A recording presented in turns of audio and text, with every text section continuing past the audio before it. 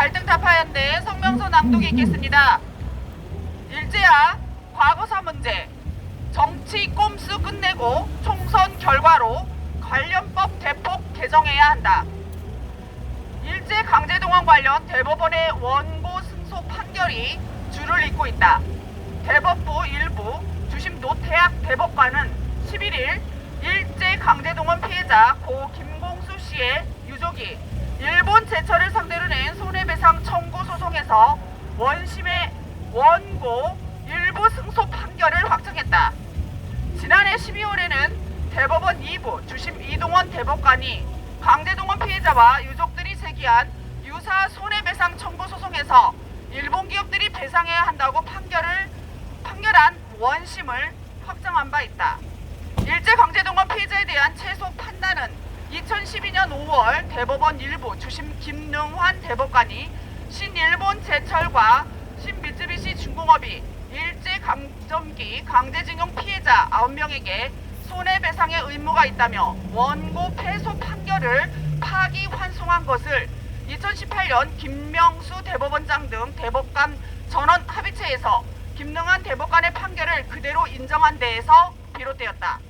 11일 승소가 확정된 피해자 중 한 명은 일본 기업이 강제집행 정지를 청구하면서 그 담보 성격으로 법원에 공탁한 돈을 용도와 달리 배상금으로 받기 위한 법적 절차에 들어가 외교적으로 파장이 우려된다.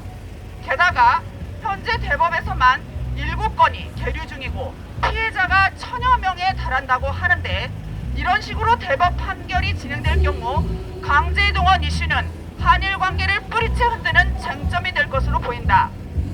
강제동원 문제는 김대중 대통령 당시인 2001년 일제 강점화 강제동원 피해 진상규명 등에 관한 특별법안이 국회에 발의되면서 시작되어 노무현 대통령 때인 2004년 국회에서 동특별법을 제정하여 일제강점화 강제동원 피해 진상규명위원회가 공식 출범했다.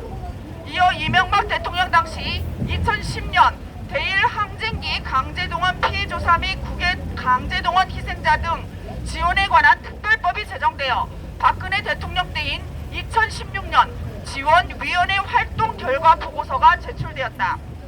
즉 2001년 한나라당 김원웅 의원 대표 발의에서 시작된 강제동원 피해 관련 법제화는 역대 정권을 거치면서 별 문제 없이 여야의 합의로 이루어졌다.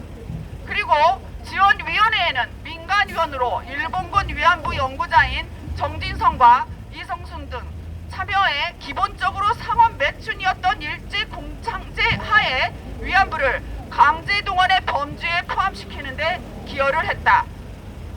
특히 지원위원회 활동 결과 보고서에 따르면 강제동원의 정의와 관련하여 학계에서는 신체적인 구속이나 협박은 물론 환미나 교육에 따른 정신적 구속, 회유, 설득, 본인의 임의 결정, 취업사기, 법적 강제에 의한 동원을 강제성으로 인정하고 있으며 위원회는 노무자의 강제동원 경로로 국민징용 모집, 반알선 등 3가지를 모두 인정함으로써 강제성에 대한 범위를 크게 넓혀 놓았다. 놀라운 것은 지원위원회가 보고서 서문에서 자신들의 활동을 알리기 위해 나치 독일에 의한 자양된 피해의 진상 규명을 위해 이스라엘이 설치한 야드바라는 정부 상설 기구를 언급하고 있다는 점이다. 일제 식민지 시기 2등 신민으로 존재했던 조선인과 나치 독일에 의한 제노사이드 희생자인 유대인과 비유한 지원위원회의 의도를 어떻게 봐야 하는가? 강제동원 피해 법제화의 원조격인 고 김원웅은 모친 전월선 씨의 독립운동 경력 위조 의혹에 휩싸였으며 광복회에서 불법 비자금 조성 혐의와 수익금 횡령 의혹을 받아 결국 사퇴하였다. 국가보훈처의 광복회에 대한 감사 결과 그의 비리 규모는 8억 원대에 달했다. 이는 위안부 후원금을 이용한 혐의로 징역 5년이 구형된 윤미향 및 징역 2년이 확정된 안신봉과 닮은 꼴 아닌가. 일본군 위안부를 포함한 강제동원 이슈는 일본 군국주의 세력이 일으킨 아시아 태평양 전쟁이 없었다면 애초 문제가 되지 않았다. 전시기 일제는 동원 체제를 구축해 일본인은 물론 조선과 대만 등 식민지 사람들의 동원을 노동력을 충원하려 했다. 그렇다고 해서 본인의 임의 결정이나 취업 사기 그리고 모집 등을 모두 강제성으로 일반화하는 것은 적절하지 않다. 이 경우 일제와 우리의 모든 조상들은 황민아의 가스라이팅 당한 채 시키는 대로만 움직이는 아무 생각도 없는 분들이 되기 때문이다. 일제강제동원 역사관에 기록된 조선인 강제동원 총수가 홀로코스트 유대인 600만 명과 겹치는 것은 우연의 일치인가? 법적인 한반도의 국민 징용 22만 명에다 한반도 내와 군무원, 군인 수치까지 합쳐서 782만여 명이라고 게시 놓아야 피해자 중심주의가 완성되는가? 이러한 포괄적인 강제성 개념이 왜곡된 역사파리를 통해 한국민에게 피해망상적 역사관을 강제 주입시키는 건 아닌가? 북한과 조총련 그리고 종북 세력은 전 시기 문제를 식민지 시기 전체로 확대해 한일 기본조약과 청구권 협정을 파기하려 한다. 또한 무엇보다 중요한 것은 그간 한국의 상당수 정치인들이 친일 프레임에 걸려들지 않기 위해 자발적으로 반일 성동 정치에 직간접적으로 가담했다는 점이다. 그 결과 이들은 과거사 관련 입법 행위에 협력했고 그것은 악법이 되어 오늘 대법 판단의 준거로 작동하고 있다.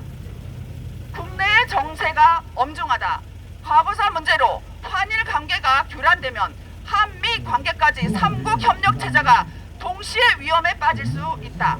정치권은 더 이상 반일 표심을 노리는 꼼수를 끝장내고 오는 총선의 결과를 통해 관련법을 국제법에 부합되게 대폭 개정함으로써 자유 대한민국의 미래를 도모해야 할 것이다.